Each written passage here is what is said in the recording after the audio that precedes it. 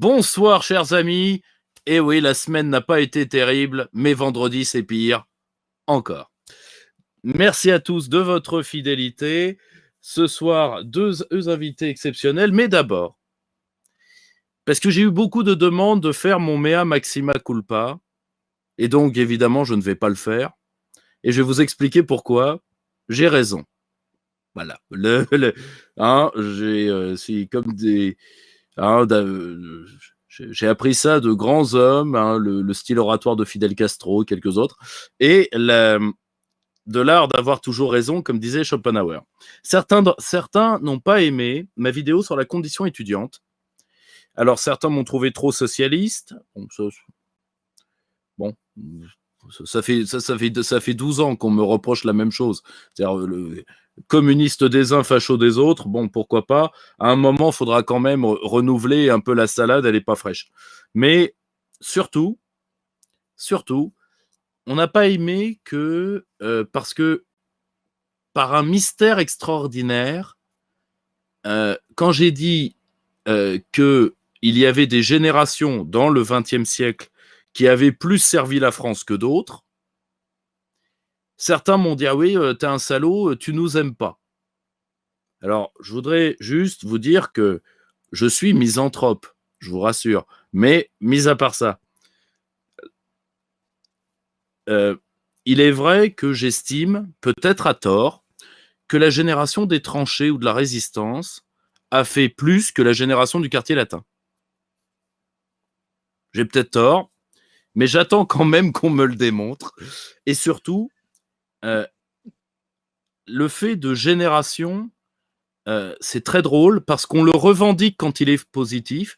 Je vous rappelle qu'il existe un album des boomers qu'on appelle Génération de Rothman, qui est en 2 volumes, qui s'appelle Génération. Vous le trouverez dans les ouvrages d'époque, qui est à la gloire de la génération 68. Par contre, quand on dit une génération a merdé, tout de suite, tout le monde est sur la défensive en disant pas moi. Premièrement, et je vous recommande tous de lire le Ortega y Gasset inédit en français que nous avons traduit, qui s'appelle Après Galilée, qui porte sur la notion de génération. Vous verrez ce que c'est l'esprit d'une génération. Bon. Deuxièmement, à titre humain et personnel, vous n'y êtes pas comptable. Donc, si vous voulez, c'est comme si je disais qu'en ce moment, je suis fâché avec les coiffeurs et les capilliculteurs, d'ailleurs, ça se voit, et d'un seul coup, je reçois un mail furibard d'un coiffeur me disant « Oui, mais pas avec moi ». À un moment, il faut comprendre ce qu'est une loi tendancielle. C'est-à-dire qu'il y a toujours des gens bien partout. Il y a toujours des gens mauvais partout. Ensuite, il y a des époques, des générations qui servent moins que d'autres, qui développent un esprit différent. Et je suis désolé, la génération qui a reconstruit la France en 1945 et la génération Giscard, c'est pas la même. D'ailleurs, ce qui est très drôle, c'est que pour beaucoup, vous n'avez pas supporté que je vous le dise, mais pour beaucoup d'entre vous, vous m'avez connu par un bouquin sur la loi du 3 janvier 73 qui raconte cette histoire du passage de 2 générations, une nationale et une antinationale. Bon, alors je ne sais pas pourquoi, ça ne vous a pas plu. Ça n'a pas plu. Alors c'est drôle, ça a plu à tous les jeunes qui ont dit oui, il a raison. Mais alors, tous ceux qui avaient des raisons de se sentir visés, donc je vous le dis, je maintiens. J'estime que les générations qui osent dire aujourd'hui que la condition étudiante ou que la condition des jeunes en France ne pèse rien, alors qu'on a plus de 40 000 étudiantes prostituées, que le suicide va passer première cause de mortalité des 18-24 ans, vu que les accidents de la route ont baissé, et qu'elle est la première chez les 24-35 ans, et que nous avons des queues d'étudiants à la soupe populaire, je le dis, le fait de conclure qu'il ne se passe rien est ignoble. Je vous le dis encore une fois. Et quand vous me dites, oui, mais nous, on mangeait des cailloux, non, les gens qui sont nés dans les années 50, 60 et 70 en France ne mangeaient pas de cailloux. Ceux d'avant, si vous voulez.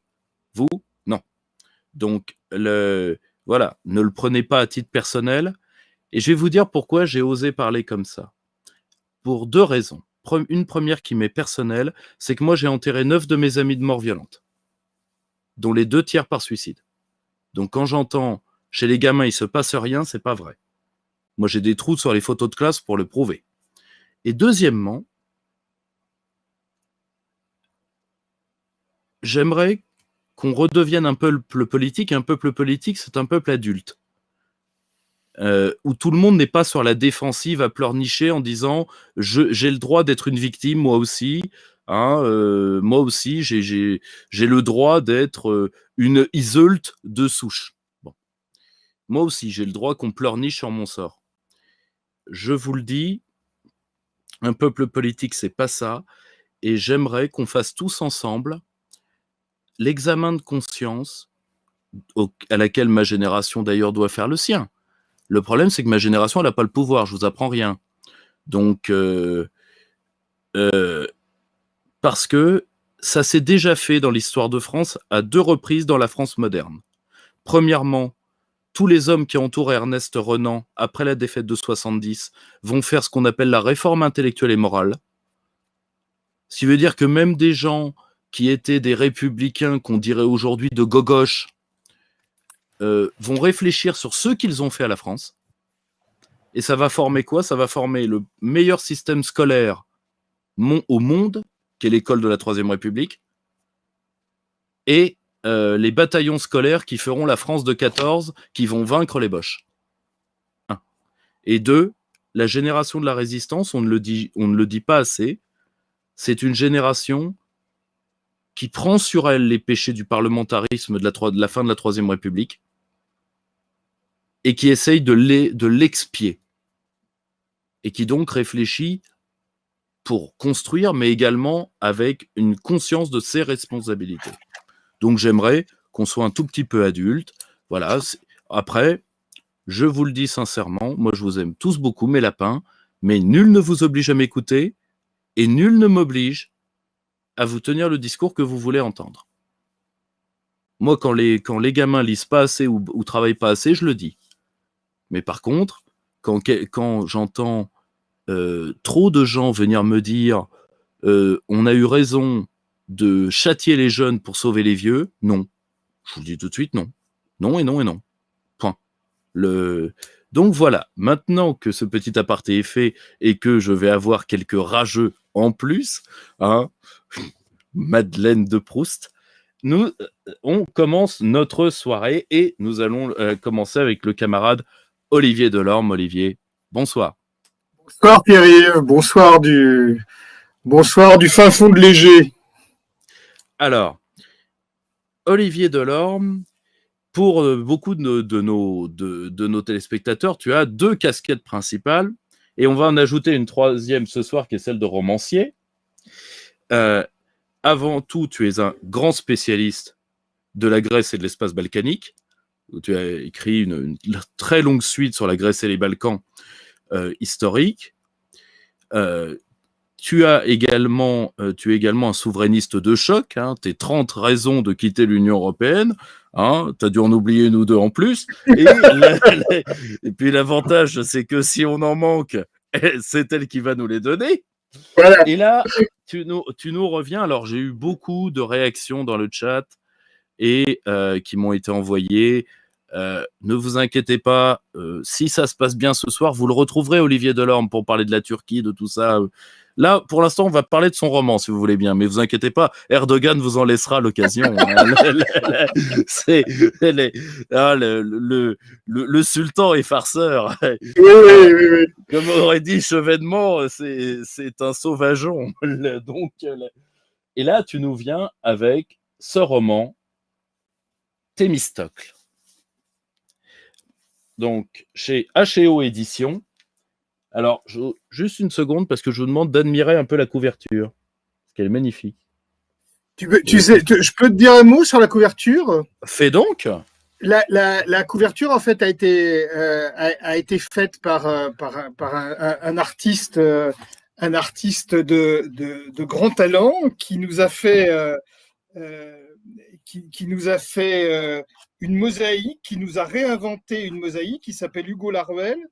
Mais alors, et on lui a demandé de travailler sur une photo que j'avais prise, moi, à Salamine, qui est la photo du musée, du monument contemporain qui est installé à peu près à l'endroit sur l'île de Salamine où était élevé le trophée après la victoire navale dont on va parler probablement un peu aujourd'hui. Voilà, donc en fait, et alors ce que je regardais, c'était le nom du sculpteur, parce que le sculpteur qui a fait cette statue, qui est une commande publique, s'appelle Achilleas Vassiliou, et donc c'est en s'inspirant de cette sculpture qui est encore aujourd'hui à Salamine, que Hugo Laruelle a travaillé et a fait cette couverture que moi aussi je trouve absolument splendide. Alors, moi, si j'ai voulu t'inviter pour ce livre, c'est pour 3 raisons. Premièrement, déjà, je voulais t'inviter depuis longtemps, en soi. Donc, sur un sujet, et comme je savais que c'était le prochain, vu que tu m'avais parlé de la sortie de cet ouvrage, j'en profite. Deuxièmement, tu as réussi quelque chose qui est un exercice particulièrement casse-gueule, qui est le roman historique sur un personnage historique qui a existé, qui a fait l'histoire de ses mains. D'habitude, faire un roman historique, c'est insérer un personnage fictionnel dans une époque qu'on connaît très bien. Donc, résultat, on est maître des dialogues, on se dit, de toute façon, il est sorti de ma tête, donc il peut dire ça, vu que je peux le dire. Quand on réussit à le faire à partir d'un homme qui a existé, c'est beaucoup plus difficile. Parce que, particulièrement des hommes de ce calibre-là. Parce que, si tu veux, c'est comme tous ceux qui aujourd'hui, je le vois, de très bons auteurs de BD militaires qui essayent de le faire sur De Gaulle, sur la jeunesse de Churchill, sur des tas de trucs, c'est très casse-gueule. Parce que tu te dis, ce sont des personnages tels qu'aucun auteur n'aurait eu le génie de les inventer. Ils sont au-delà de la fiction, ils sont du domaine de la légende. Et ça, c'est très compliqué, je trouve que tu l'as réussi. C'est-à-dire que particulièrement les dialogues, qui étaient ce que je craignais le plus à titre personnel. Si tu veux, il y a en plus des petits bonheurs d'écriture. Tu vois, par exemple, tu as une phrase très covidique dans le premier chapitre de la grande religion covidique, hein, en l'an 1 après Castex. Et tu dis, tu dis, ils ne voient pas plus loin que le bout de leur trouille. Et si tu veux, j'ai trouvé ça, tu vois, oui, c'est une grande communion covidique. Il faut dire une chose, c'est qu'effectivement, dans tous mes romans, c'est le 8e ou le 9e, dans tous mes romans, il y a de l'histoire. Et j'avais toujours eu, mais il y a de l'histoire avec des allers-retours avec le présent. C'est-à-dire que c'est jamais un roman historique, c'est toujours un roman où il y a de l'histoire. C'était des romans où il y a de l'histoire parce que je peux pas faire autre chose. Je suis un historien dans l'âme. Mais en même temps, me colter vraiment avec une époque et essayer de faire revivre un bonhomme, comme tu le dis, de cette taille-là, c'est quelque chose qui m'a très longtemps paralysé. C'est-à-dire que ce bouquin, j'y ai songé peut-être pendant 10 ans, 12 ans avant de commencer à passer à l'acte.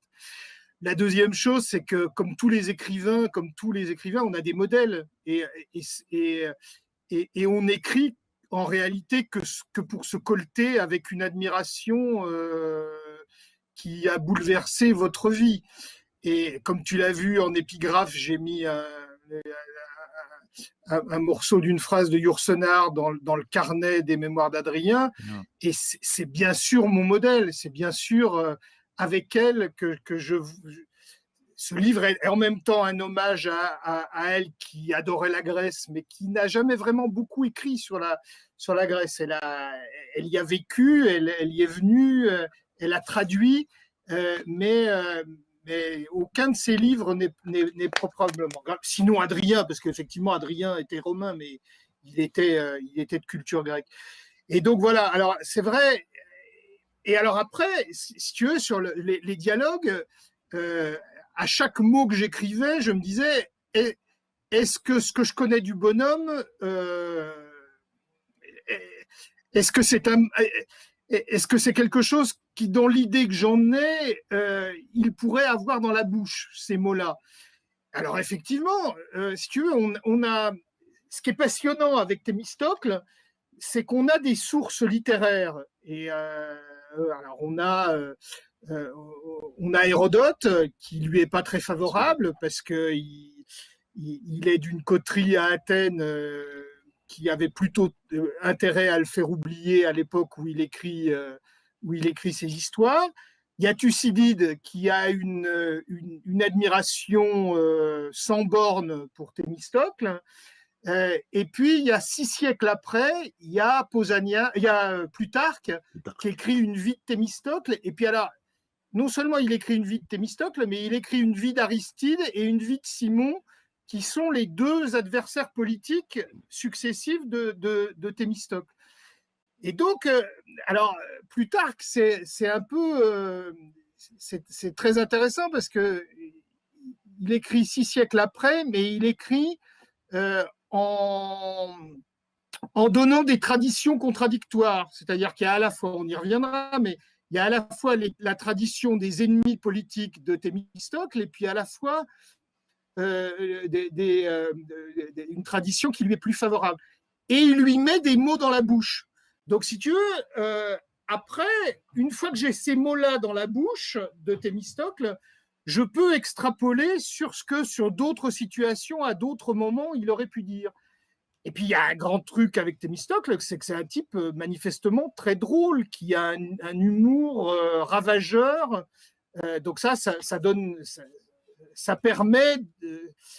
comment dire, ça permet de faire un personnage, de donner à ce personnage des couleurs qui sont, enfin qui moi me plaisent beaucoup. J'ai pris un plaisir immense à écrire ce livre et j'espère que les lecteurs en prendront autant, au moins autant à le lire.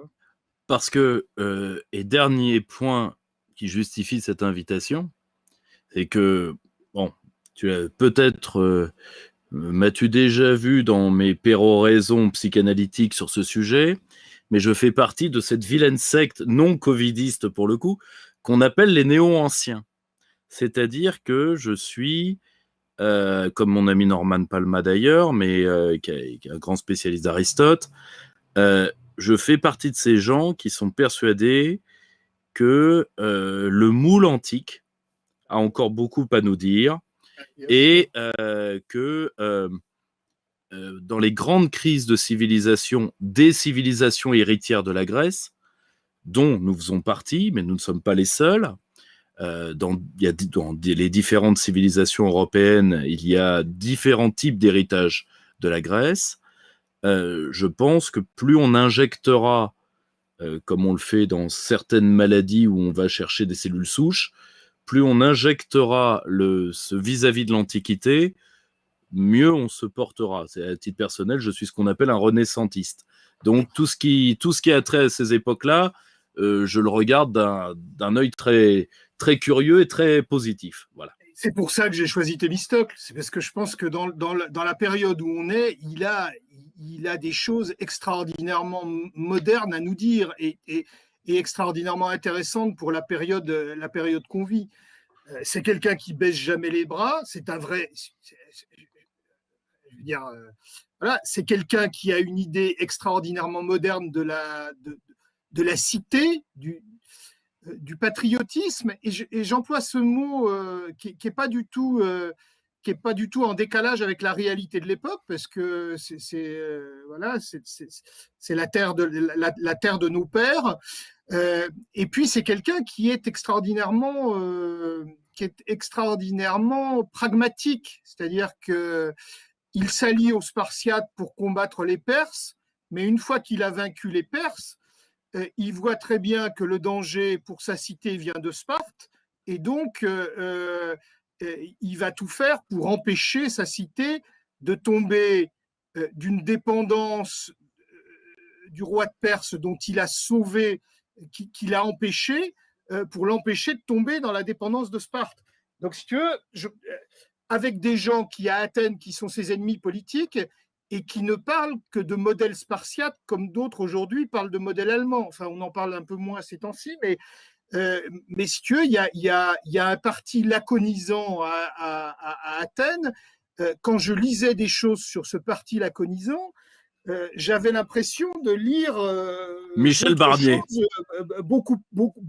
Voilà, alors ils admirent les institutions, ils admirent la manière des Spartiates de former leur jeunesse, ils admirent. Enfin, si tu veux, il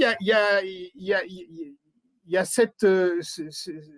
ce fait d'appartenir à une communauté et en fait d'avoir une admiration pour une autre cité qui fait qu'on finit par sacrifier ses propres intérêts pour faire coller ce qu'on pense être le modèle auquel on doit coller. Et Thémistocle, il est en rupture totale avec ça parce qu'il dit nous n'avons pas les mêmes armes, nous n'avons pas les mêmes qualités que Sparte, nous avons notre propre génie, et c'est par ce génie que nous pouvons compter dans la Grèce d'aujourd'hui. Donc voilà, c'est un personnage qui, pour ça, ne pouvait que m'intéresser. Et dans ce jeu de miroir dont tu parles, c'est évidemment pour cela que je l'ai choisi. J'aurais pu choisir Périclès, mais Périclès est beaucoup moins intéressant à ce point-là parce qu'il n'est pas un bâtisseur, il est déjà un héritier. Et puis alors l'autre chose avec Thémistocle, on en reparlera peut-être, c'est que c'est un des bâtisseurs de la démocratie athénienne et un des bâtisseurs contre des élites qui sont prêtes à médiser d'un côté ou à laconiser de l'autre. Parce que si tu veux, c'est la double dimension de ton ouvrage. Tu as une dimension, si tu veux, qui est, je trouve, d'édification. Et tu vois, le fait de se remettre dans la peau de cette figure cardinale de la pensée grecque, qui est le stratège, qui est très au-delà de la stratégie militaire, ou encore pire, du stratégiste de marché qu'on a aujourd'hui. Le stratège, il faut pas oublier que c'est le seul être, c'est le seul homme permanent de l'institution grecque. En réalité, c'est l'homme qui ne vaut que par sa vision. D'un certain côté, c'est un oracle. Au sens civil, au sens politique, c'est l'équivalent d'un oracle. Et donc même si je suis un ancien de l'école de guerre, donc mes amis stratèges ne me venaient pas me dire ce que j'ai pas dit. J'ai juste que la fonction a été légèrement délavée par 2500 ans d'histoire, mais ça avait plus de gueule là-bas. Bon, c'est comme ça. Et tu vois, ça se voit particulièrement dans les premiers chapitres. C'est cet homme seul face à lui-même, avec ce drôle de vieux professeur qui est à la fois mouche du coche, punching ball, emmerdeur en chef, et qui essaye de raviver chez lui à la fois le goût de se battre et si tu veux, et d'avoir une langue bien aiguisée. Parce que, si tu veux, nous sommes dans la démocratie, enfin, nous sommes dans ce peuple qui va croire, et d'une manière qu'on n'imagine pas aujourd'hui, parce que comme Gérard Méret l'avait démontré en philologie, la notion de logos telle que les chrétiens nous l'ont donnée est une version minimaliste du logos tel que les Grecs l'entendaient. Et sans faire d'antichristianisme quelconque, hein, que le syndicat des victimes ne me siffle pas. Vous m'avez déjà sifflé une fois aujourd'hui, donc pas de gourmandise.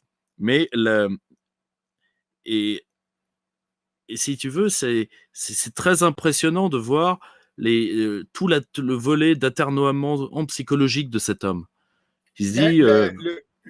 Le personnage de Mnésiphilos apparaît chez Plutarque, mais très, très, très, très vite. Il nous dit c'est un type qui avait une formation, enfin qui qui n'était pas un philosophe, mais qui était un sage. Et un sage qui s'intéressait à l'adresse politique.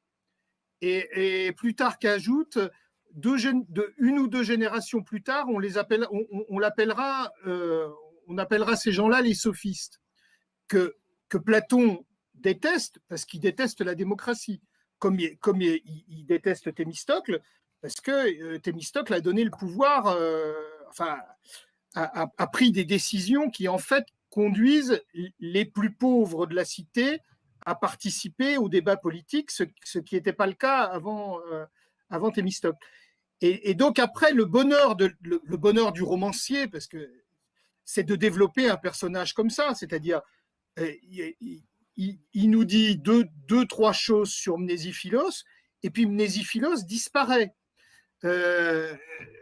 Mais en même temps, on retrouve sur l'agora d'Athènes des tessons d'ostracisme au nom de Mnésiphilos. Donc, ce qui veut dire que ce n'était pas non plus un personnage totalement insignifiant et inconnu, puisque à un moment, on a voulu l'ostraciser et que même certains, apparemment, ont voulu lui faire un procès en impiété. Donc après, si tu veux, l'intéressant avec le personnage de Thémistocle et ceux qui tournent autour, c'est qu'on a des points comme ça d'ancrage qui nous sont donnés par les sources, et en même temps, on a des gros vides. Et donc après, le romancier, il va creuser dans le sens qui l'intéresse lui pour combler ces vides et donner des réponses qu'un historien, dans un livre d'histoire, et j'ai écrit des livres d'histoire, tu as été gentil de le rappeler, voilà, il n'a pas la liberté de le faire. Mais dans un roman, on a effectivement la liberté de le faire. Et le personnage de Mnésiphilos, c'est un personnage qui m'a beaucoup intéressé. Ça m'a beaucoup intéressé de le développer et justement d'en faire ce mentor qui dit à un moment, mais je ne t'ai rien appris, je t'ai juste appris à accoucher, à être toi-même.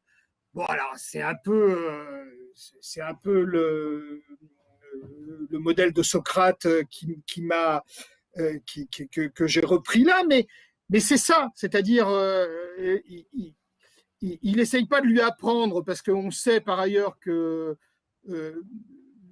Thémistocle n'était pas très intéressé par l'étude en général, mais il essaye de révéler et comme tu le disais, de regonfler Thémistocle quand on imagine que Thémistocle a pu avoir des doutes. Alors après, tu as dit tout à l'heure mes différentes casquettes, je suis aussi, comme toi, un grand gaulliste. Et donc, je peux pas m'empêcher de faire des rapprochements entre les deux personnages. Et je vois bien comment De Gaulle, à certains moments, a des coups de pompe incroyables et qu'il est tenté de tout abandonner, de tout lâcher. Et donc, effectivement, je me suis dit, Thémistocle, avec le poids qu'il a sur les épaules, dans cette période d'avant Salamine, où il a tout le monde contre lui parce que personne ne veut l'écouter, il doit avoir par moment l'envie de tout envoyer balader et de partir avec sa famille en Italie et de dire aux autres démerdez-vous.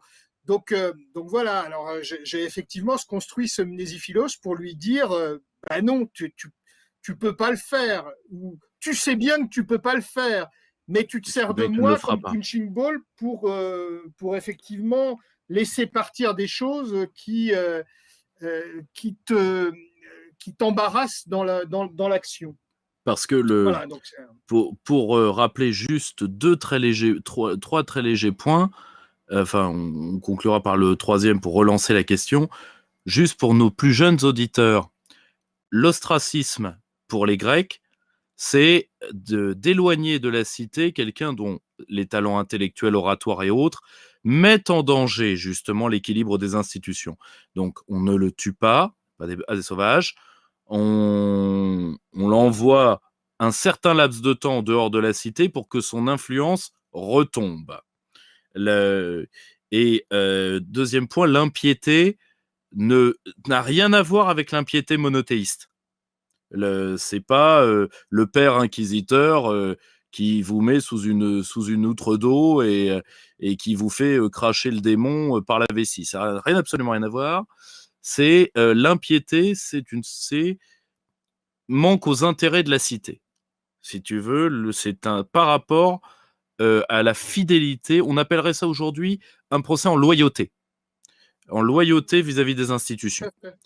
Donc, par contre, ça, c'est dans le droit pénal grec, la condamnation coupable à ça, c'est vrai que c'est pas d'un charlisme triomphant, vu que parfois ça peut aboutir à la mort de l'individu, mais c'était, il faut bien le comprendre, pour tous les peuples antiques de cette zone, c'est-à-dire les peuples non orientaux, je dis ça sans méchanceté, c'est juste descriptif, la liberté politique est un bien plus précieux que la vie. Pour les Celtes, pour les Romains, et de manière acméique pour les Grecs. Et de mettre en jeu cette... Ce qui est intéressant...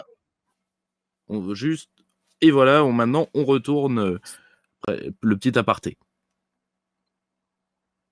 Ce qui est intéressant avec l'ostracisme, c'est que, comme tu le dis, c'est pas une procédure judiciaire. C'est vraiment les Athéniens votaient chaque année à date fixe et à main levée, sans débat préalable, pour savoir s'il y avait matière à ostraciser quelqu'un cette année-là. Alors, on pouvait très bien décider que non, et pendant des années, il n'y a pas d'ostracisme. Et puis, si on décide qu'il y a matière à ostraciser quelqu'un, alors, un mois plus tard environ, tous les Athéniens sont convoqués sur l'agora, pas sur la Pnyx, parce qu'il y a trop de monde, et chacun inscrit, sans débat préalable, sans rien, chacun inscrit le nom de celui qu'il veut voir éloigné de la cité pendant 10 ans. Il faut comprendre que quand on est dans l'Athènes de Thémistocle, on est dans une Athènes qui s'est débarrassée de la tyrannie très peu de temps auparavant. Et donc, le spectre de la tyrannie reste présent. Et donc, on pense que même que si un homme, même s'il a rendu des services signalés à la cité, à un moment, il est tellement influent dans cette cité qu'il ne peut qu'avoir l'idée d'avoir envie d'établir sa propre tyrannie. Et donc, alors, ça va arriver à Thémistocle, c'est-à-dire que Thémistocle, 10 ans après Salamine, alors qu'il a sauvé la cité, alors qu'il lui a construit les murailles, alors qu'il a été le personnage dominant de la vie politique pendant 15 ans, eh bien, il va être ostracisé. Et donc, ces deux adversaires politiques, Aristide et Simon, ont été ostracisés. Un, c'est Thémistocle qui l'a fait ostraciser avant Salamine, et l'autre, Simon, 10 ans après. Donc c'est pas une condamnation, parce qu'il n'y a pas de débat judiciaire, c'est simplement qu'on pense que ce type-là peut éventuellement représenter un danger pour la cité. C'est très intéressant comme procédure. Hein. Vous allez parler de démocratie directe tout à l'heure, c'est très intéressant. Comme il est très intéressant de voir que Thémistocle, avant Salamine, un de ses premiers combats politiques, c'est de faire tirer au sort les archontes, qui sont à l'époque les magistrats les plus importants de la cité, au lieu de les faire élire. Parce que comme il y a des gens qui ont beaucoup d'argent à Athènes, on pense que l'élection, c'est quelque chose qui peut se truquer par l'argent. Et donc, c'est un pas important vers la démocratie de faire tirer au sort les archontes plutôt que de les faire élire.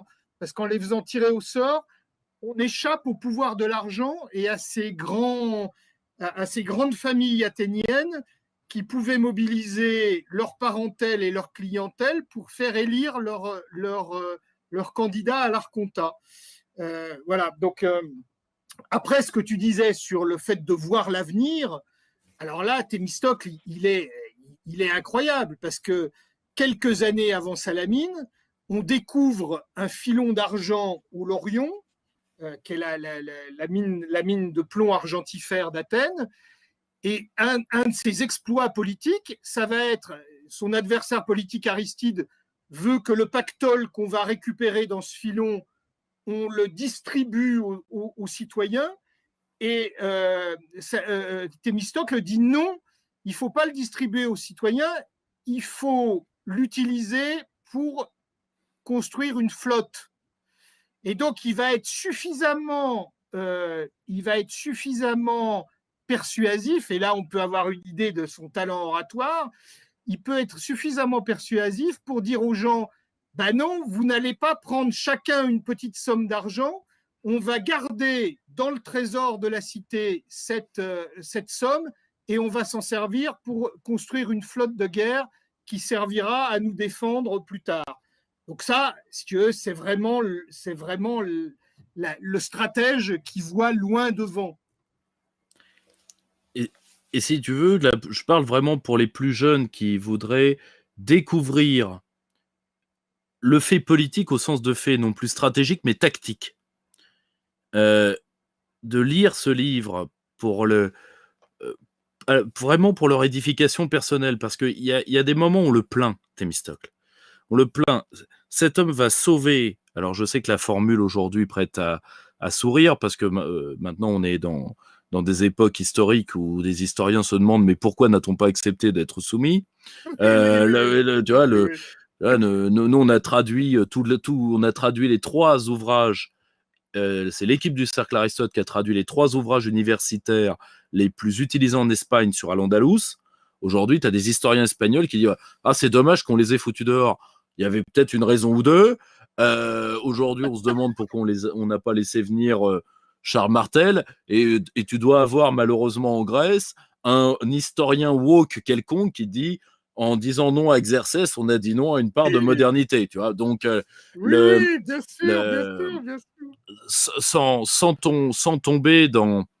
Parce que là aussi, j'ai eu beaucoup de retours de la part vraiment des très jeunes qui connaissent Thémistocle comme ils connaissent Léonidas par les 2 films 300, qui ne sont pas des films sur les Thermopyles pour l'un et sur Salamine pour d'autres, qui sont des films sur une BD qui en a été tirée par Frank Miller.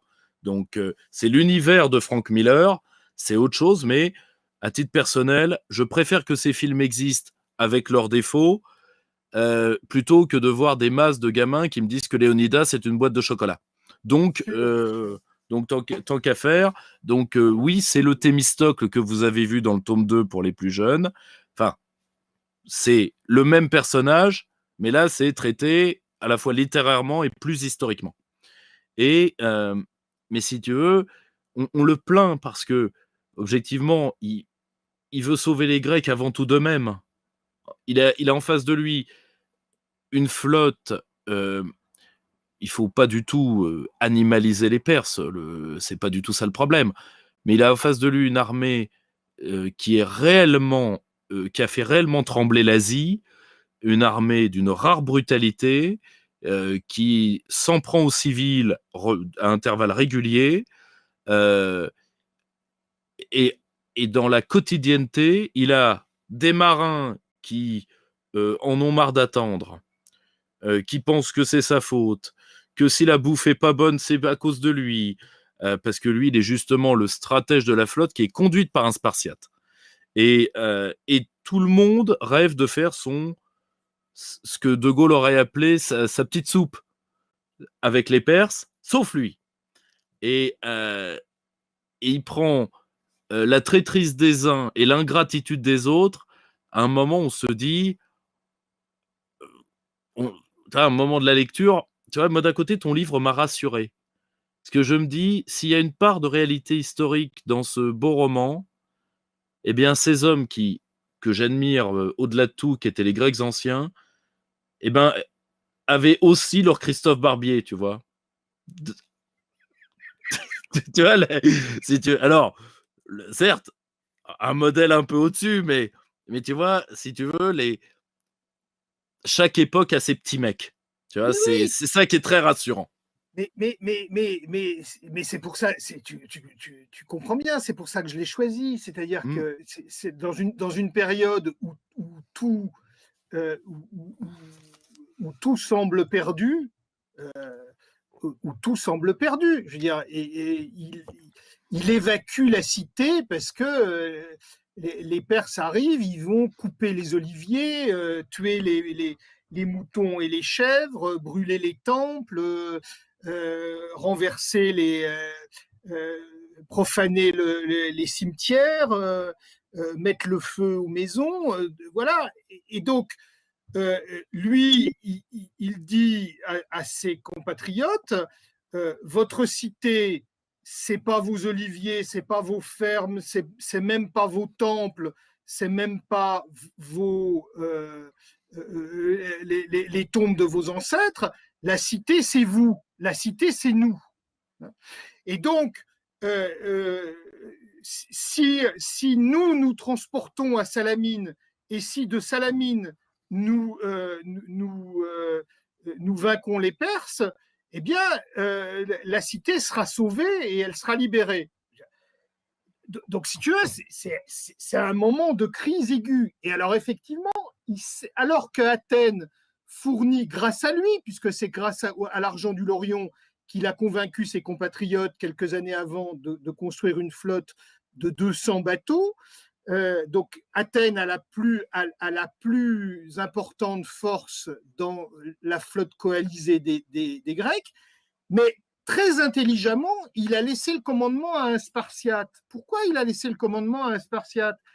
Parce que les autres bateaux viennent pour beaucoup du Péloponnèse. Et donc, il pense qu'un Spartiate se fera beaucoup mieux obéir des autres et que lui, du coup, il n'aura qu'à convaincre le Spartiate de faire ce qu'il veut qu'il fasse pour qu'ensuite le Spartiate répercute ce qu'il l'aura convaincu de faire vers les Péloponnésiens qui ne lui auraient pas obéi à lui, Athéniens.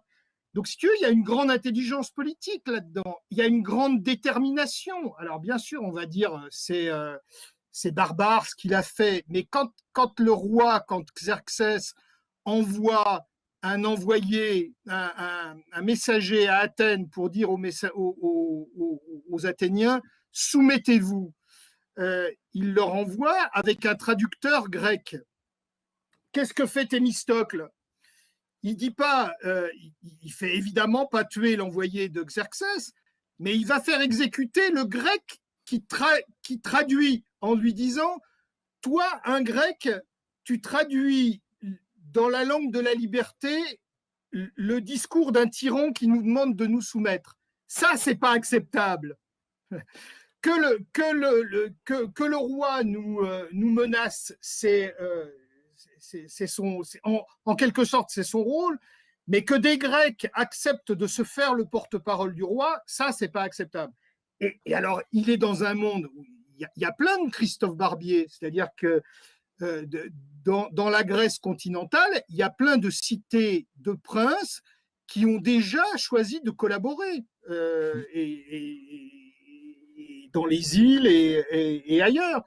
Et donc, si tu veux, il est vraiment l'âme de la résistance et il va en réalité emporter la partie parce que jamais il ne cède rien. Jamais il ne cède un pouce, soit par la ruse, soit par la volonté, soit par la menace. Il tient son parti et il le tient jusqu'au bout. Et ce qui est aussi intéressant, c'est qu'ensuite, après, une fois Xerxès vaincu, il mène le même jeu avec Sparte. C'est-à-dire que Athènes, après les guerres médiques, est une ville ruinée. Et bien que ça soit une ville ruinée, qui doit tout reconstruire, eh bien, il ne cède pas un pouce de terrain aux Spartiates. Et il ne veut pas que les Spartiates dicte en quoi que ce soit la politique d'Athènes. Donc voilà, c'est vraiment, vraiment un Là, il personnage, y a, il y a vraiment un une, il y a une, personnage pro- passionnant. il y a une posture que nous Gaulard, on connaît bien, qui Ah est de oui, devoir être face, c'est de devoir être face et à Hitler et à Roosevelt. Là, tu vois, oui, là, voilà. c'est, Plus tu es faible, moins tu as le droit de céder. voilà, non, mais tu sais, tu te rappelles parce que tu vois, il y a deux choses quand je lisais tes pages, et d'un côté, je le dis, dans cette, dans cette période qui est d'une noirceur très particulière, parce que il y a la noirceur des épreuves et de l'ennemi, c'est une chose. Mais aujourd'hui, disons que c'est, tu vois, l'aspect multicolore et à paillettes de de la décadence occidentale fait que, si tu veux, il n'y a même pas un véritable ennemi qui peut s'identifier. Tu vois, il y a une espèce de déchéance qui te fout vraiment un bourdon supérieur au fait d'avoir un ennemi réel. Tu vois, parce que si tu veux, enfin, Non, mais je ne bien sais sûr. pas, comment on le ressent, mais moi, je le ressens comme ça. Et d'un côté, cet ouvrage m'a fait beaucoup de bien, donc pour ça, je voulais t'en remercier. Et parce que, premièrement, et en plus, il y a des phrases très drôles, enfin, des choses très drôles. Mais si tu veux, c'est vraiment, c'est en lisant tes pages que j'ai compris l'importance pour moi cardinale de la grande question des civilisations occidentales et des civilisations de la forme nationale. Parce que, si tu veux, les Grecs étaient, alors je sais que c'est un débat historiographique, mais les Grecs sont, à partir de cette époque-là, à partir de la fin des guerres médiques, sont dans un espace qui dépasse légèrement la cité et qui s'oriente vers le proto-national. Euh, En réalité, la grande question de la liberté politique va se reposer aux Grecs après Thémistocle, mais c'est lui, déjà lui la pose, ce sera la question de Démosthène face à Isocrate, c'est est-ce qu'on plie et qu'on devient une étoile sur le drapeau de l'Empire? C'est ce que dit Isocrate. Philippe de Macédoine est plus fort que nous, et il va porter la culture grecque très loin. Et, et Démosthène lui répond, ce ne sera pas la culture grecque, déjà. Ce sera les bottes du conquérant avec quelque chose qui nous ressemble mais qui n'est pas nous, et surtout à quel prix. Et si tu veux, c'est déjà la question de Thémistocle. C'est est-ce que euh, est-ce que finalement, bon bah, pourquoi pas être le gouverneur militaire d'une partie de la Grèce, si tu veux, avec appointé par Xerxès, qui en plus est au-delà du tyran tel que le pensent les Grecs. Il est roi des rois, donc si tu veux, il y a un aspect de divinisation en plus qu'il y a chez les Perses, qui est totalement en dehors de l'esprit grec. Juste avant les questions, je vous rappelle que vous pouvez nous suivre sur Gab, VK, Twitter, groupe Telegram, LinkedIn, Facebook, que vous pouvez nous soutenir par Tipeee Stream, par notre page Tipeee et par les dons sur le site du Cercle Aristote. Avons-nous une question, chère Marianne? Et pendant que notre grand Sachem nous rend notre invité. Oui, bonsoir Pierre-Yves. Nous avons Bonsoir plusieurs Marianne. questions déjà de la part des auditeurs, mais je pense quand même que ce serait préférable d'avoir le point de vue de l'invité. Oui, Mais bah oui, j'entends. quand même, de la part de Tony VD, nous avons la question suivante. La figure du héros survivra-t-elle au postmodernisme? Ça, c'est intéressant, ça. Il y a eu un très bon bouquin sur les héros qui a été fait récemment par Redeker. Euh, juste un point, grand Sachem, tu t'en occupes pendant ce temps-là? Ok. Alors, si tu veux, je vais commencer et Olivier conclura. euh, le, le, ce qui me,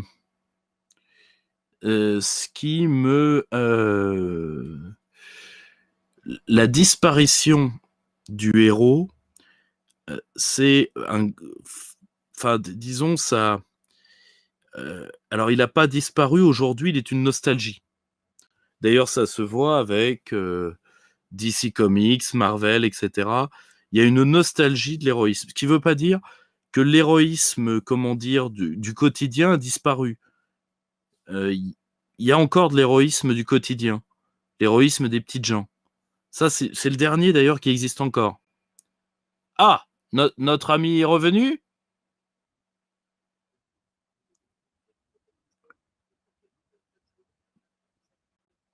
Pas de souci. Alors, justement, tiens. Vous m'entendez? Oui, oui, oui, oui. Donc, si tu veux, c'est ce que je disais sur cette tu vois, cette balance soumission liberté. Ah, rebelote. Ah, on n'a pas de bol. Bon, alors le grand problème qui se pose à nous, c'est que la disparition du héros, tout simplement parce que on est... Coucou, me revoilà. Bon, super. Alors, tiens, je te passe la patate chaude de la première question d'auditeur. Oui. Qu'est-ce que... Alors, la question, c'est est-ce que la figure du héros, tu vois, telle que... Parce que c'est largement l'Antiquité qui nous a donné la notion de héros telle que nous l'avons. Et survivra-t-elle au postmodernisme? Qu'est-ce que t'en penses, toi, comme historien et comme romancier? Moi, je pense que oui, parce que je pense que je veux dire, vont revenir des temps où on va voir que Je suis d'accord. que les phénomènes. Tiens, si tu veux, le problème de fond, c'est y a-t-il un homme peut-il à un moment, par ce qu'il est, par son équation personnelle, euh, euh, modifier, modifier ce que les forces profondes d'une société euh, impliquent comme développement historique. C'est ça le héros, en réalité. C'est quelqu'un qui...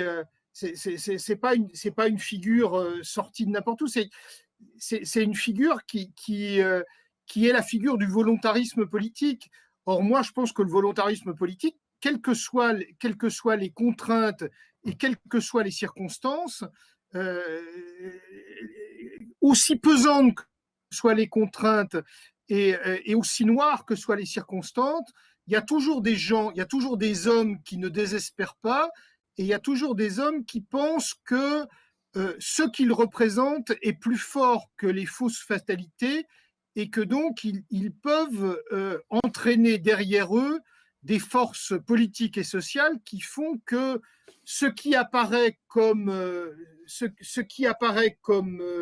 ne, comme inéluctable, comme une fatalité, n'est pas inéluctable et n'est pas une fatalité. Et ça, moi, postmoderniste ou pas, je pense que ça reste quelque chose de vrai, au moins dans nos sociétés occidentales, parce que probablement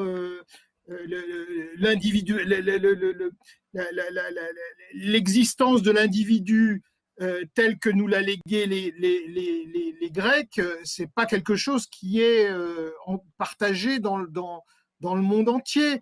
Mais je pense que pour nous, ça survivra. Ou bien alors, nous disparaîtrons. Mais si la civilisation occidentale, ou ce qu'il est convenu d'appeler la civilisation occidentale, perdure, ce rôle du héros, entre guillemets, du héros dans le sens dans la définition que je lui ai donnée, moi je pense que c'est quelque chose qui ne disparaîtra pas. Et voilà, je pense qu'on en manque cruellement aujourd'hui, mais en même temps, je pense que c'est au moins autant les événements qui font les hommes que les hommes qui font les événements. Donc voilà, personne ne connaissait De Gaulle en janvier 1939. Donc voilà, si tu veux, je suis toujours. Je pense que tu as tenu. Je suis toujours un peu troublé par le fait qu'on vivrait une époque où les choses seraient tellement différentes des autres. Ben non. Je suis d'accord avec toi. Les gens, des sociétés comme des sociétés ont traversé des épreuves beaucoup plus dures que la nôtre et s'en sont remises. C'est aussi le sens de Thémistocle. C'est pour ça que j'ai choisi Thémistocle. C'est pour ça que j'ai écrit ce livre. Et c'est là, tu vois, et je te remercie de la phrase que tu viens de dire, parce que moi, j'ai pas grand-chose à ajouter, parce que j'estime que vraiment, tu as posé le débat tel qu'il devait être posé, mais ta dernière phrase est extrêmement importante. Moi, si tu veux, je ne supporte plus, je le dis, moi, je suis historien des idées, donc je ne supporte plus. Il y a une école intellectuelle que je ne supporte plus, même si leurs auteurs sont intéressants, je ne supporte plus les Spengleriens.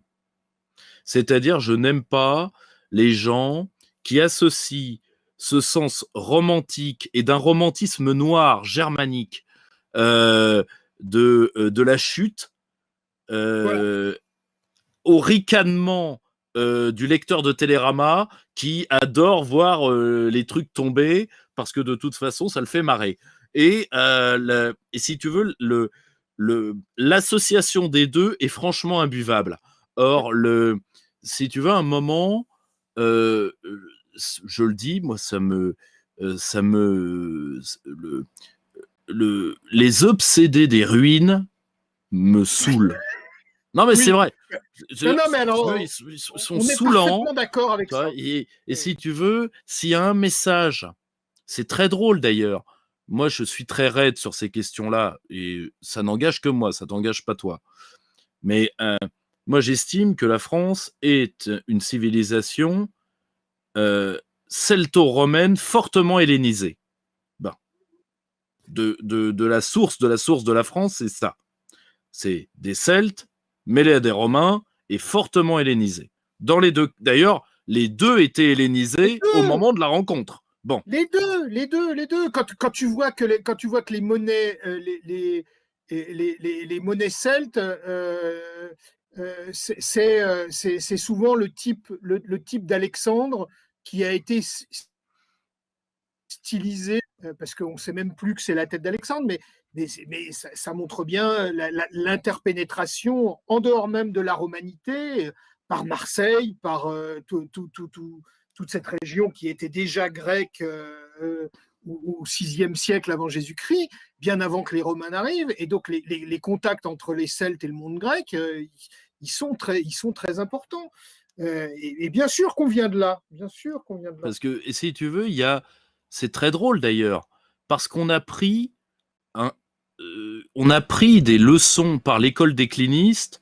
On a pris des leçons qui sont très drôles, qui sont très présentes dans la pensée orientale, c'est-à-dire foutu. Voilà, Allah l'a dit, Yahvé l'a décidé, foutu. Mieux vaut que tout crame, tu vois, si tu veux, c'est. Oui. Tu connais la fameuse montagne russe germanique, tu vois, d'abord ils trahissent, ensuite ils ont des bouffées délirantes, après ça se retourne contre eux et après ils crament tout. Tu vois, donc si tu veux, si tu veux, c'est ils le font à chaque fois. Et on a pris ce pli-là, alors que s'il y a un message commun, il y a des tas de différences entre les trois civilisations celtes, grecques et romaines, mais il y a un message commun, c'est que ce sont trois types de civilisations solaires. C'est-à-dire que la vie ne s'arrête jamais. C'est profondément des civilisations vitalistes. C'est pas des civilisations qui ont leur grandeur, hein, c'est pas le problème. La seule chose, c'est que nous, on n'a jamais été une nécrocratie ou comme l'Égypte, c'est-à-dire les morts n'ont jamais gouverné les vivants. Et on n'a jamais été, comme certains peuples scandinaves, des peuples du cataclysme, de la déesse sanglante, etc. Tu vois, si tu veux. Et je le dis, oui, on vit des temps pas terribles parce que tout simplement on a une inflation de petits mecs. Oui, oui. Ouais, ok, bon, d'accord. Encaisser, cogner. Tu vois, c'est comme à la boxe. Encaisser, cogner. Et après, on verra. Une autre question, chers amis, de la technique. Bonsoir Olivier Delorme. Nous avons Jean GB qui vous dit bonsoir, qui vous remercie de nous faire l'honneur de votre présence. Et il demande pour la question du tirage au sort, êtes-vous d'accord avec P. Demont qui tente à montrer que les élites athéniennes l'ont contourné en visant les magistratures électives et que déjà à l'époque, une démocratie excessive, entre guillemets, était condamnée par l'élite, dont Aristote d'ailleurs? Oui, alors Aristote, c'est un peu plus tard, mais effectivement, au moment au moment où on est avec Thémistocle, il y a un combat extrêmement vif entre des élites qui, comme je le disais tout à l'heure, sont des élites qui admirent le régime spartiate, qui est un régime. C'est un régime de démocratie limitée, Sparte. C'est-à-dire que c'est un régime dans lequel il y a un petit groupe de gens qui gouvernent et qui se font, qui vont devant l'Appella, la, l'Assemblée des citoyens, et en gros, on gouverne par acclamation, c'est-à-dire que c'est le petit groupe qui décide, et puis c'est le peuple qui ratifie, mais il ratifie toujours. Et quand il ratifie pas, si jamais il ratifie pas, on s'arrange pour qu'il ratifie quand même. Bon. Et puis vous avez Athènes qui développe un modèle, qui développe précisément à ce moment-là un modèle différent.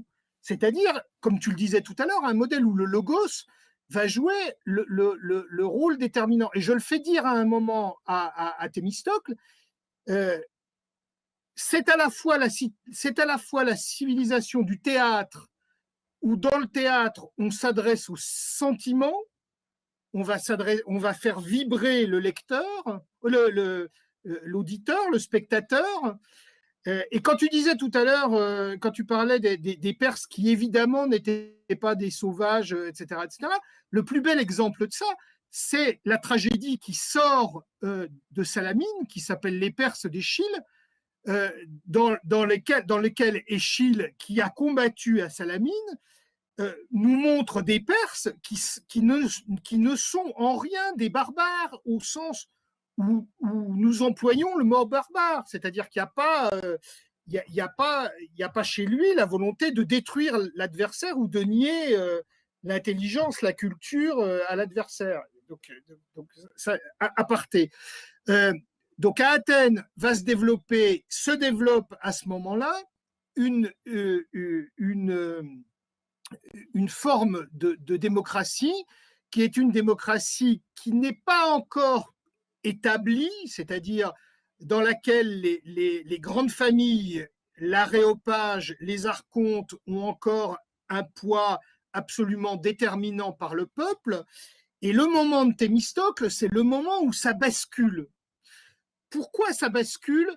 Parce que Thémistocle fait dépendre la sécurité et le destin de la cité non plus des aristocrates, enfin des aristocrates, c'est pas des aristocrates, non plus des grandes familles, des eupatrides, ceux qui ont de bons pères, qui ont les moyens de se payer un équipement d'hoplite, c'est-à-dire de combattants à pied, de fantassins, ou un cheval pour cavalerie, mais qui vont le faire dépendre des bateaux où c'est des gens qui rament, et qui rament le petit peuple. Et à partir du moment où le destin de la cité va dépendre des rameurs au lieu de dépendre des cavaliers, l'équilibre de la démocratie athénienne change. Parce que c'est plus les mêmes dont dépend le destin de la cité, et qui disent, ceux qui disaient avant, la sécurité de la cité dépend de nous et de nous seuls, et donc nous sommes les seuls à avoir le droit de gouverner de construire, de diriger les affaires de la cité. Et donc, on admet le peuple, parce qu'il y a eu Clisthène avant, une évolution de long terme, etc. Il y a l'Assemblée du peuple à laquelle on cause quand même. Mais en gros, les choses se déterminent dans un tout petit milieu social. À partir de Thémistocle, l'équilibre change parce que c'est sur l'ensemble du peuple que va reposer la sécurité de la cité. Et à partir de ce moment-là, ceux qui défendent la cité sur les bancs de navires, ils vont dire à l'Assemblée, mais nous aussi, on a droit à la parole. Et c'est eux qui vont ostraciser Simon et qui vont permettre derrière les réformes d'Éphialte, les réformes de Périclès. Et les réformes de Périclès, c'est quoi? Alors, je me suis amusé, c'est ce que permet le roman. Je mets, juste après la préparation de la bataille, la deuxième partie du livre, c'est un banquet qui se passe chez Thémistocle, dans lequel il y a deux personnages, Échille qui vient de gagner le concours des Dionysies avec les Perses, donc qui évoque la bataille de Salamine, et le jeune Périclès qui est le liturge d'Échille, c'est-à-dire que c'est lui qui a payé toutes les dépenses liées à la mise en scène, à la représentation des Perses. Et donc les deux sont alliés dans la victoire des Perses. Et donc je fais dire dans ce banquet à Périclès, d'une part, je lui mets des mots qu'on retrouve chez Thucydide, dans la bouche, des mots qu'on retrouve chez Thucydide au moment où, des années plus tard, Périclès dit que Athènes est la vivante école de toute la Grèce, pas par sa force militaire, mais par la force de sa culture. Là aussi, si tu veux, on pourrait, il y a beaucoup à dire. Et puis surtout, il dit la démocratie. Alors, j'ai pas du tout employé le mot démocratie dans le livre, parce qu'en réalité, à cette époque-là, on parle pas de démocratie. On parle d'égalité du citoyen devant la loi, d'isonomie. Et donc le mot démocratie, je crois, n'apparaît pas dans le livre. Mais en gros, Périclès dit la démocratie sera complète le jour où on payera les gens pour aller à l'Assemblée du peuple, on donnera la même somme à tout le monde, et cette somme ne représentera rien pour les riches qui, parce qu'ils n'ont pas à travailler, peuvent aujourd'hui aller à l'Assemblée du peuple. En revanche, elle permettra à ceux qui travaillent et qui ne peuvent pas aujourd'hui assumer une magistrature ou ou aller à l'Assemblée du peuple, parce que s'ils y vont, ils perdent le fruit de leur journée de travail. Et donc, la démocratie ne sera complète que le jour où on les dédommagera pour ce temps qu'ils passent aux affaires de la cité. Alors, ça dit quoi, ça? Ça dit d'abord, et alors ça, Platon et Aristote, enfin Aristote moins, mais Platon sera vent debout, parce qu'il dit on paye des feignants à aller à l'Assemblée du peuple ou à faire des magistratures alors qu'ils ne connaissent rien aux affaires de la cité. Mais qu'est-ce que ça implique? C'est ça qui est très intéressant dans la démocratie athénienne.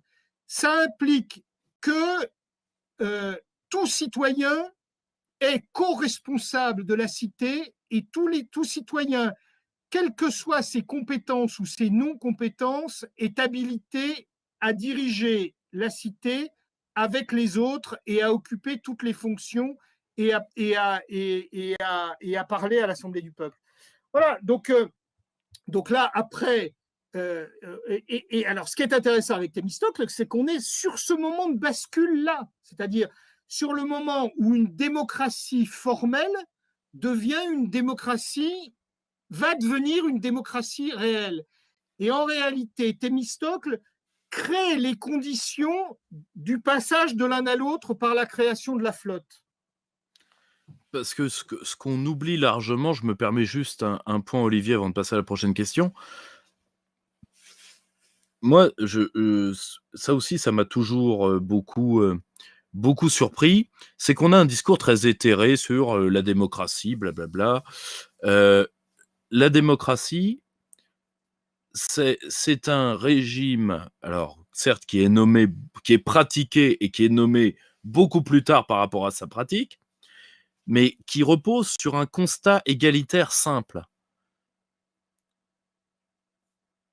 Face à l'ennemi, l'égalité de sang versé, la goutte de sang d'un citoyen vaut la goutte de sang d'un autre citoyen. Et la première égalité démocratique, c'est cette égalité-là. C'est pour ça que moi j'aime bien certains discours très éthérés sur parce qu'il y a des gens qui aujourd'hui parlent de démocratie avec des airs mystiques et en sautant sur leur chaise comme des cabris, pour paraphraser le grand ancêtre. Mais il faut jamais oublier que la démocratie, c'est avant tout l'égalité d'hommes qui incarnent un ordre politique parce qu'ils l'ont défendu ensemble.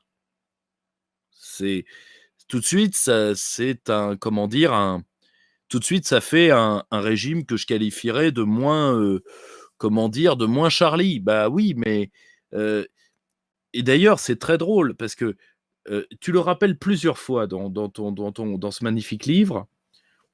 Thémistocle le dit plusieurs fois. Xerxès a beaucoup d'esclaves. Ce qui d'ailleurs, c'est cette phrase qui est dans la BD de Miller et qui est ressortie dans 300, tu as beaucoup d'esclaves, grand roi, mais tu as peu de guerriers. Et c'est vrai, parce que, et ça, toute l'école historique d'histoire militaire le démontre, les esclaves se battent mal, ils courent plus qu'ils ne se battent, tout simplement parce que ils ont le choix entre la lance de l'hoplite et le fouet du maître. Oui. Ils ont donc une autonomie de jugement que vous m'accorderez relative. Alors que un citoyen libre, dans son dos, il y a sa propriété, sa famille, ses enfants. Et les hommes libres se battent mieux. Ça, c'est une leçon d'histoire militaire. Et Laurent Henninger me le rappelle souvent, mais c'est vrai, les hommes libres se battent mieux. Et tout simplement parce que l'esclave, de toute façon, il va mourir d'une main ou d'une autre. Donc, il essaye de courir pour sauver le peu de vie qui lui reste. Donc, je pense qu'il fallait vraiment le rappeler sur la démocratie athénienne. Tu vois, ce lien de défense. L'autre chose que je voulais préciser sur la démocratie à cette époque-là, mais parce que j'ai commencé en disant il y a le théâtre, on s'adresse au sentiment, à l'Assemblée du peuple, on s'adresse à l'intelligence du citoyen. Et j'insiste aussi là-dessus parce que l'orateur, à Athènes, un orateur qui fait des gestes ou qui essaye d'avoir une rhétorique empoulée, il se fait siffler et virer. C'est-à-dire que là, il faut pas penser à l'Assemblée du peuple comme quelque chose de... Comme une assemblée parlementaire en régime actuel. Voilà.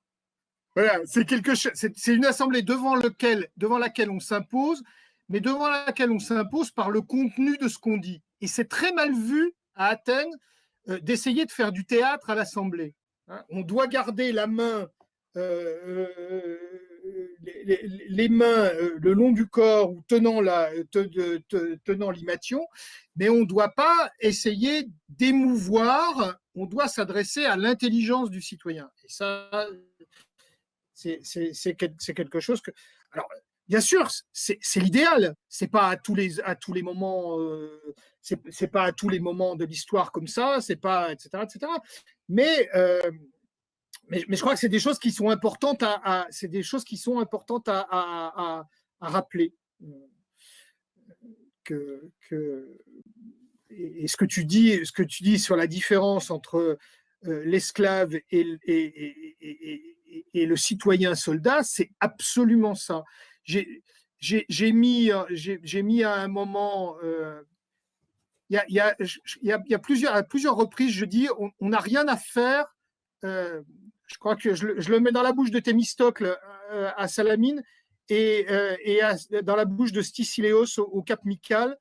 à peu près sur la même chose. On n'a rien à faire de gens qui veulent s'illustrer sur le champ de bataille.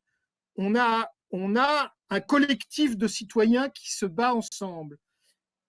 Le bateau, où il faut ramer tous au même rythme, ou la phalange, où on doit avancer tous au même rythme, c'est pas une série de combats singuliers, c'est la cité en armes. Et ça, je crois que c'est fondamental pour comprendre le fondement de la démocratie athénienne. Entièrement d'accord avec toi. Et si tu veux, faut bien avoir, je pense, en effet, cet exemple des marins et cet exemple politique. Une prochaine question au grand oracle Marianne. Oui, bien sûr. Nous allons prendre une question plus générale et plus actuelle. C'est Julius Victor qui la pose. Il nous demande: la perspective d'un pacte latin qui regrouperait la France, l'Italie, l'Espagne et le Portugal semble très prometteuse. Serait-il possible de le faire évoluer en incluant la Grèce et des pays comme la Roumanie ou la Serbie? Ou bien faudrait-il nous concentrer sur la grande latinité avec l'Amérique du Sud et l'Amérique centrale? Là, c'est vraiment question actualitaire. C'est-à-dire, grosso modo, est-ce que toi, tu penses qu'on peut réorganiser l'espace méditerranéen, parce que de toute façon, l'espace germanique de l'Europe est en train de se séparer de nous après nous avoir fait les poches? C'est une autre question. Mais est-ce que tu penses qu'on peut réorganiser la Méditerranée entre un pôle latin et la Grèce telle qu'elle est aujourd'hui? Bon, ça, comment dire, ça dévie un petit peu. Je m'en excuse, mais bon, ça c'est les questions du public, ça. Écoute, ce que je pense moi, c'est qu'il y a que la France a beaucoup plus à faire avec le Sud qu'avec le Nord. Ça, je pense qu'on est d'accord avec ça. Mais même le Nord le pense. Oui, même le Nord le pense. Après, je pense, si tu veux, qu'il y a des liens extraordinairement forts et que probablement en Grèce, en France, on réalise pas à quel point entre la France et la Grèce. Je pense aussi ça. Si tu veux, alors moi je m'en suis rendu compte quand j'ai sorti la Grèce et les Balkans, parce que je me suis rendu compte du nombre incroyable partout en France d'associations philhellènes et pas, si tu veux, pas de gens qui passaient leur, enfin ils peuvent aussi passer leurs vacances, mais pas parce qu'ils vont passer leurs vacances en Grèce, parce que il y a comme ça encore la culture classique qui existe pour un certain nombre de générations. On va pas parler de générations. Il y a toute une série de choses qui existent. Il y a beaucoup de Grecs qui sont venus à des moments dramatiques de leur histoire et qui ont choisi de venir en France et qui ont nourri un dialogue culturel entre la France et la Grèce qui est permanent, que continue encore aujourd'hui une revue qui m'est chère et à laquelle j'ai un peu participé, qui s'appelle Desmos le lien, voilà, où on a ce dialogue permanent entre la Grèce et la France. Malraux est allé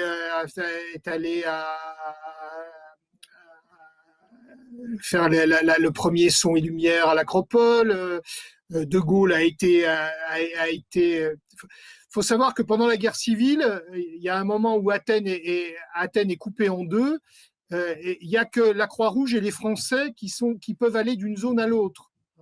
Donc, si vous voulez, il y a et là, apparemment, j'ai vu. Alors, bon, vous savez que je suis pas macroniste dans l'âme, mais pour le coup, sur ce coup-là, il est plutôt à la hauteur des circonstances. On a le Charles de Gaulle qui vient de notre côté pour calmer un peu les ardeurs du sultan. Et j'ai vu hier ou avant-hier que Macron serait là le 25 mars 2021 pour le défilé militaire à Athènes, puisque les Grecs vont fêter en mars de ce mois-là, le 25 mars, le début de leur guerre d'indépendance en 1821, le bicentenaire de leur guerre d'indépendance, qui doit beaucoup de choses à la Révolution française et aux Lumières françaises. Donc, il y a un dialogue.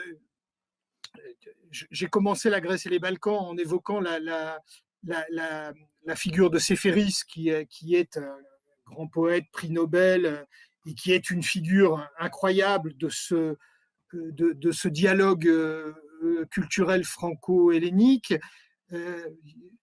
Séféris, en 1942, en exil au Caire, écrit directement des articles en français dans la revue française du Caire.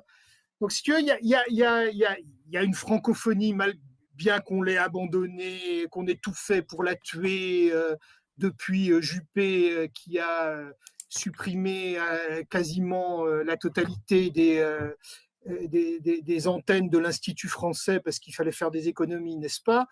Mais enfin, la francophonie reste vivante en Grèce, au moins dans les milieux. Et moi, je peux témoigner ici, voilà, dès qu'il y a un événement politique important en Grèce, on sait ce qui se passe. Moi, je vis sur une île de 800 habitants, loin de tout, dans un village de 14 habitants. Où le boulanger passe 2 fois. La dernière fois que le boulanger est passé, la première chose qu'il m'a dit en sortant de sa camionnette, c'est « Ah, alors Sarkozy va aller en prison ?» Donc, les Grecs s'intéressent beaucoup à ce qui se passe en France, et il y a ce lien qui existe. Donc, je ne vois pas comment il pourrait y avoir une alliance méditerranéenne, qu'on l'appelle de n'importe quel nom, sans qu'il soit la Grèce et la France. Ça me paraîtrait totalement Oui, insensé que la Grèce n'y soit pas. Voilà. Oui, je suis entièrement d'accord, surtout que s'il y a quand même un pays, quoi qu'on en dise, parce que je pense qu'on te réinvitera sur la Grèce contemporaine, et s'il y a un peuple qui s'est opposé à l'ordre euro-germanique, parce que c'est un ordre euro-germanique, si tu veux, c'est les Grecs. S'il y a un peuple qui a été crucifié, et c'est aussi pour ça que j'aime particulièrement ton travail, parce que j'ai fait partie des gens, vu que malheureusement on m'a prêté beaucoup d'amitiés droitières, certaines sont vraies, mais j'en ai toujours voulu à la droite, et vraiment, mais méchamment, hein, et toujours aujourd'hui, parce que moi, je ne supporte pas tous les mecs qui, avec des ronflonflons dans la voix, nous parlent d'Athènes, notre mère, et quand la Grèce a été écrasée par les mauvais, parce qu'elle aura été écrasée. Aider la Grèce quand elle est écrasée par les Turcs, oui, c'est le minimum. Mais par contre, quand c'est les Allemands, on ne l'aide pas, parce que en réalité, c'est pas aider la Grèce qu'une partie de la droite française et qu'une partie de la droite dure française voulait faire, c'était se plaindre des Turcs. Ce en quoi ils ont raison. Le problème, c'est quand on défend ses amis, on les défend contre toutes les agressions. Et si les Turcs avaient détruit la Grèce comme les Allemands l'ont fait, on en aurait parlé à midi, le matin, le soir, la nuit, et on aurait fait SOS enfants d'Athènes, SOS enfants du Péloponnèse, SOS enfants de la mer Égée. Là, on n'a fait rien. Voilà. On a donc à un moment, tu vois, tu nous reviendras sur la Grèce contemporaine, mais déjà, je trouve vraiment que, si tu veux, en plus, c'est un très beau livre, celui que tu as écrit, pour nous rappeler cette longue mémoire, parce que si cet homme avait perdu à Salamine, l'histoire de l'Europe aurait été totalement changée. Totalement différente. Tu Totalement. vois, C'est un de ces moments de bascule où on se dit, on pourrait écrire une uchronie d'ailleurs. Que serait devenue la civilisation occidentale si les Grecs avaient... C'est un destin totalement différent. Hein. Il y a pas l'Acropole, il n'y a pas tous les philosophes du 5e siècle, du 5e, 4e siècle.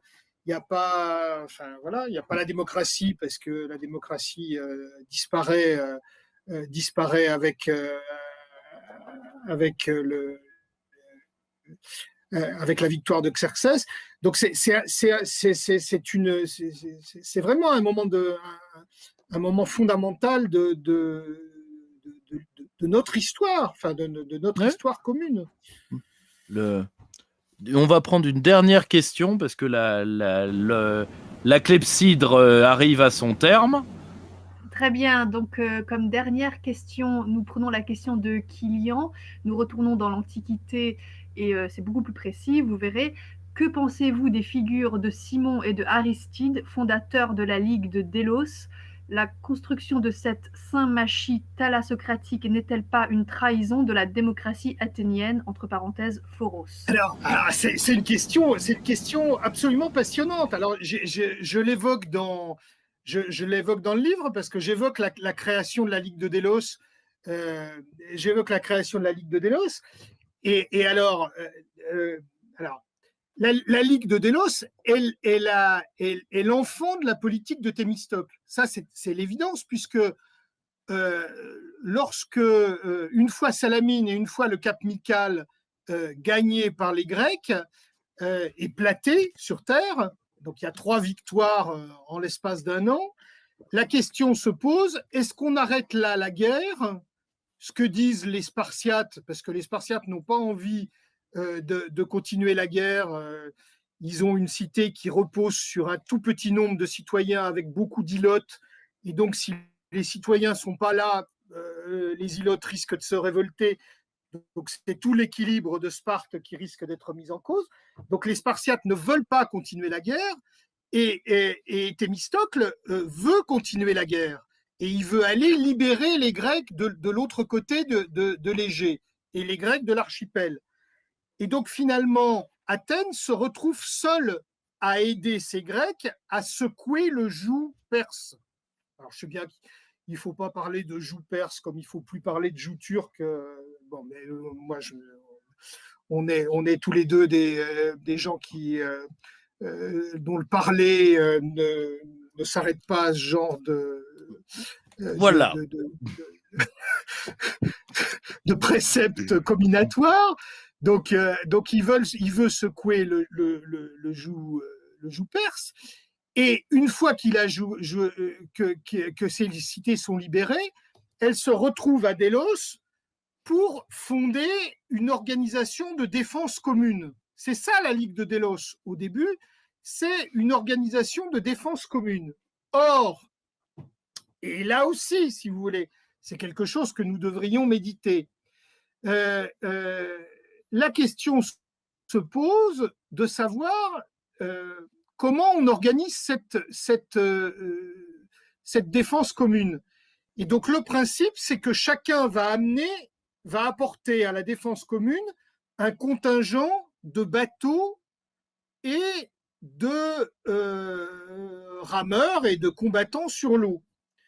Mais il y a un certain nombre de cités qui disent « c'est trop lourd pour nous ». Et donc, à ce moment-là, se prend la décision qui va être extraordinairement lourde de conséquences, de dire on remplace ce qu'on devrait apporter comme contribution par une contribution en argent. C'est-à-dire qu'au lieu de se battre, on va payer les autres pour nous défendre. Et je le fais dire à Thémistocle, alors ça, c'est moi qui le lui fais dire, à ce moment-là, ces gens-là se mettent dans la dépendance d'Athènes. Parce que s'ils renoncent à se défendre eux-mêmes et s'ils confient leur défense à Athènes en donnant en plus de l'argent qui va servir à Athènes à construire des bateaux, etc., eh ben, on arrive dans une situation de dépendance qui fait que 20 ans après, la Ligue de Délos n'est plus une organisation de défense commune, c'est devenu un instrument d'impérialisme athénien. Et à partir d'un certain moment, Athènes va rapatrier le trésor de Délos à Athènes en faisant en fait un second trésor athénien. Et la démocratie athénienne va devenir une démocratie impérialiste. Alors, est-ce qu'il y a, ça se passe pas avec Thémistocle, hein. Ça se passe après, Bien après. probablement avec Simon, et puis Périclès et les suivants, et ça ne fait que ça fait que se renforcer. Mais c'est pas une volonté au départ, c'est pas une volonté athénienne. Au départ, c'est un refus des autres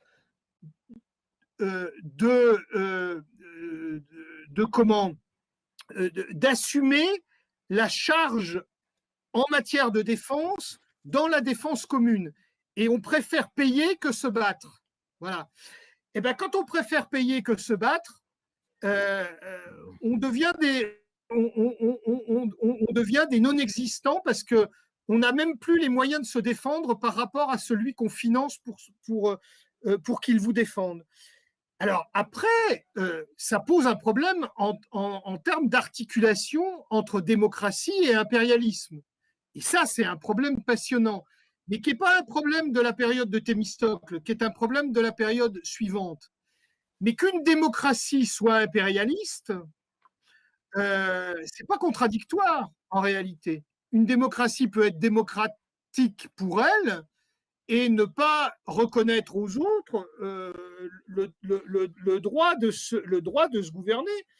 On en a peut-être quelques exemples aujourd'hui, c'est-à-dire qu'on a des amis qui ont une démocratie qui fonctionne relativement et qui nous disent ma souveraineté prime sur les autres. Regardez mon regard au-delà du Rhin.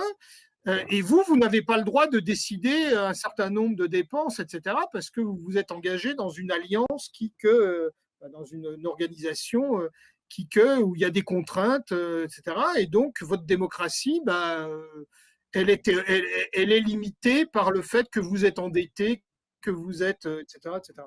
Voilà, donc la question de l'impérialisme, de l'articulation entre la démocratie athénienne et l'impérialisme athénien, c'est une question absolument passionnante.